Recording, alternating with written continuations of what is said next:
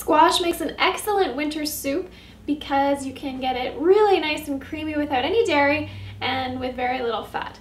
So what I'm going to do in this recipe is actually roast the squash to really bring out the flavor. Roasting brings out the sugars in the vegetable, so it's going to be really delicious. I have cut up my squash into quarters and I've scooped out the seeds, and you do that when you cut it in half. Okay, so that's cut. Then what you need to do is just poke some holes in it with a fork. And then I'm going to take some olive oil. Because this is going into the oven, which is very, very drying, you need to add just a touch of oil to protect your squash. And I'm just putting, that's probably like half a teaspoon of oil. You really don't need much. And then you're just gonna rub it with your hand. Rub it all over the cut flesh and also on the back, on the skin. And that was even probably a little bit too much oil. This is really quite oily. So maybe like a quarter of a teaspoon of oil. It's not much at all. So you don't need to be worrying about fat with this.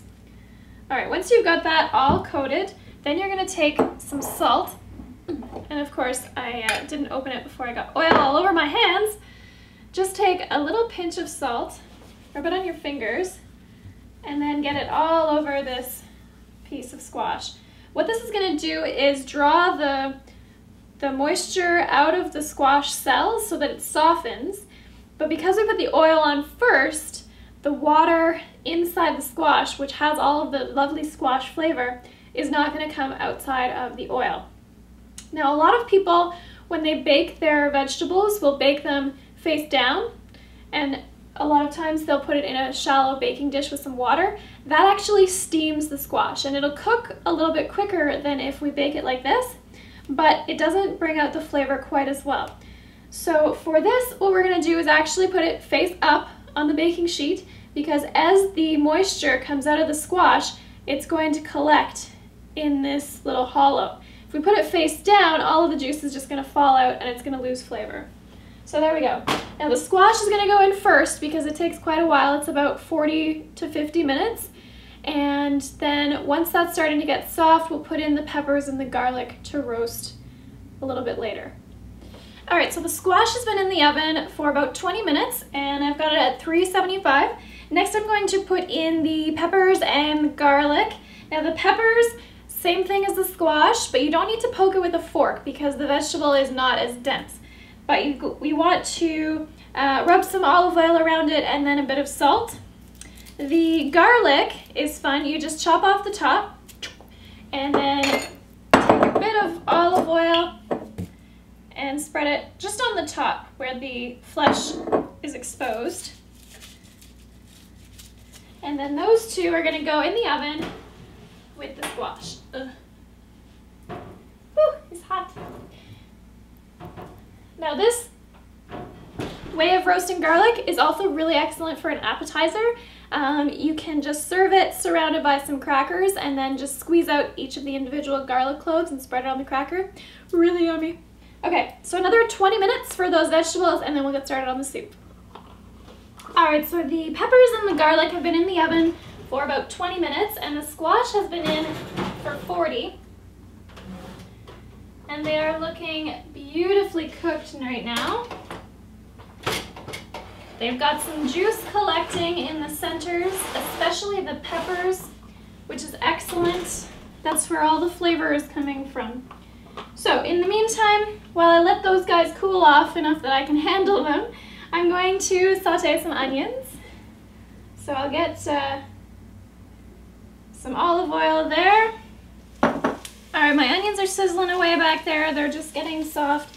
And I don't know if you can see, but there's some beautiful juices going on inside this pepper. Some in the squash as well. And the garlic is looking really nice and soft. So what I'm going to do is just chop these peppers up roughly. Just say in half and throw them in with the onions. Make sure you don't lose any of those beautiful juices. So the peppers are in there more with the onion, and then the garlic comes out really easily. You just need to pull the skin back and pop these guys out. They're going to be really soft. Their flavor will be beautiful from the roasting. Now I've used a butternut squash, which has a really thin skin that I can actually put in this soup along with the flesh. I just need to cut the ends off because those are the rough parts. And we're going to puree this soup next, so don't worry too much about how big these pieces are. So I got all my vegetables in the pot now with some vegetable stock, and what I'm going to do is puree it with my trusty hand blender. Remember to put the openings of the hand blender underneath the liquid, otherwise you're going to splash yourself, and it's pretty hot, so don't be doing that. Alright, now that I've got this soup really nice and smooth by pureeing it, I'm going to add my seasonings, which I'm going to use some cayenne pepper. Use as much or as little as you like. It's some powerful stuff, so don't be too liberal with it unless you really like spicy. I've got some coriander next.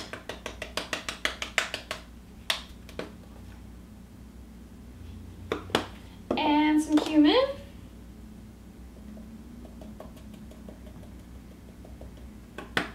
Go. Some salt, of course. And because this is a pretty thick soup, you're going to need a fair bit of salt here. Okay. And a little bit of black pepper. Give that a stir through. Let it simmer on the heat for a few minutes and then give it a taste to make sure it's seasoned the way you like it. Alright, I've let this go for a few minutes and I'll just give it a taste.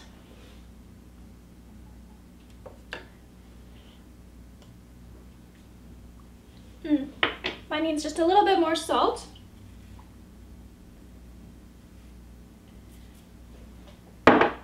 Stir that through.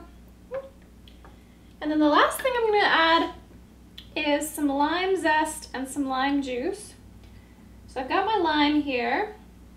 I zested it first and then I chopped it in half. If you try to zest it after you chop it in half, it's not going to go very well. And then just give it a squeeze. This is my zester. Works well as a juicer as well. You can also grate the outside of the lime. Just be careful not to go too far into the lime. The white part underneath the green is bitter and you don't want that part. Zesters are really cheap. You can usually pick one up at Value Village for a couple of bucks. Alright, once you stirred the lime through, you're ready to serve. Just spoon it into a bowl. And I'm going to garnish mine with a few toasted pumpkin seeds, just because they look really pretty, and a little bit of black pepper. So there you go, a beautiful healthy squash soup. Like I said, I do mine with the skin for butternut squash because the skin has some really great nutrients in it as well. You can use any type of squash in this recipe though. If it has a harder skin, I wouldn't put the skin in there. Alright, enjoy your soup.